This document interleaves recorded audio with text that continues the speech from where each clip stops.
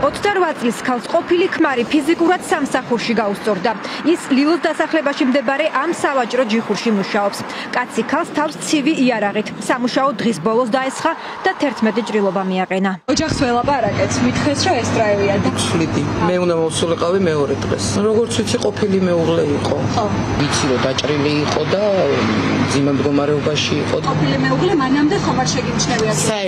საერთოდ თვალით არ მინახია. ძიმე მდგომარეობის მიუხედავად ქალის სიკვდილს გადაურჩა.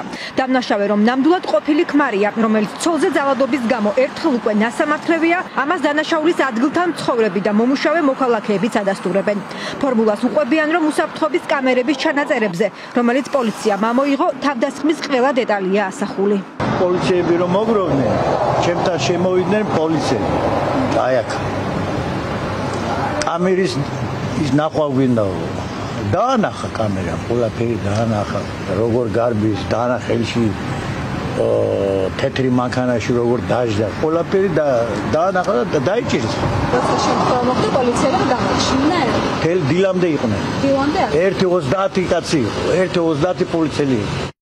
ყოფილმა ქმარმა დავით ზურაბაშვილმა ციხე 2 თვის წინ ვადაზე ადრე დატოვა. მას ყოფილ ცოლზე ძალადობისთვის 3 წელიწად ნახევრიანი პატიმრობა ჰქონდა მისჯილი. თუმცა წელიწად ნახევარში გაათავისუფლეს. გაუშვეს ელექტროსამაჯურით და პირობითი მსჯავრით. რაც იმას ნიშნავს, რომ მას მსხვერპლთან მიახლოებაც აკრძალული ჰქონდა. ციხის დატოვებიდან 2 თვეში კი იგივე დანაშაული კიდევ უფრო მძიმე სცენარით გაიმეორა.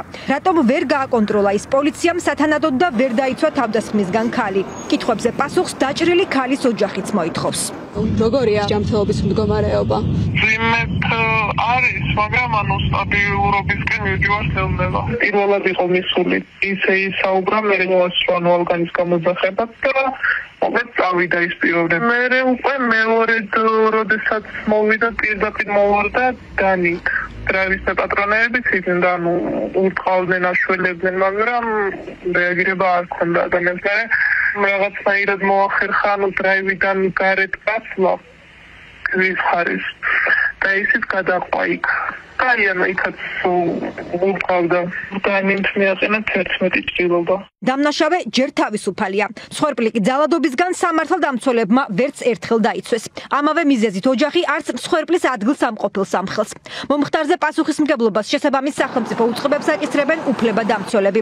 მინიმუმ იმის გამო, რომ ელექტროსამაჯურით გათავისუფლებული პატიმარი, რომელიც მკაცრი კონტროლის ქვეშ უნდა ყოფილიყო, ვერ გააკონტროლეს და მსხვერპლთან მიახლოების შესაძლებლობა მისცეს.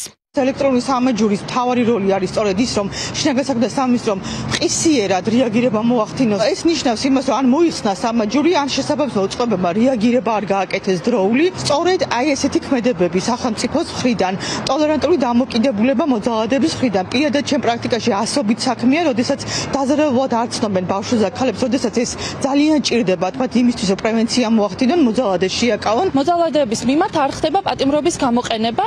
ძირითადად უფარდებენ 2000-იან, 3000-იან გირავებს და ამათ უშვებენ გარეთ. აი ამ ადამიანების მხარეს არის ქართული ოცნება, ამათ უშვებს გარეთ და ამათ უწყობს ხელს, რომ იყვნენ მოძალადეები და იმ ადამიანებს, ვინც მსხვერპლებს იცავდა და ვინც მართლა ამ ქვეყნის მოქალაქეების მომავალზე, ჯანმრთელობაზე და სიცოცხლეზე ზრუნავდა, იმ ადამიანებს აცხადებენ მტრებად, უზღუდავენ ყველანაირ რესურსს. შინაგან საქმეთა სამინისტროში მომხდარის შესახებ მხოლოდ იმას ამბობენ, რომ გამოძიება ადევნების და განზრახ მკვლელობის მცდელობის მუხლებით მიმდინარეობს.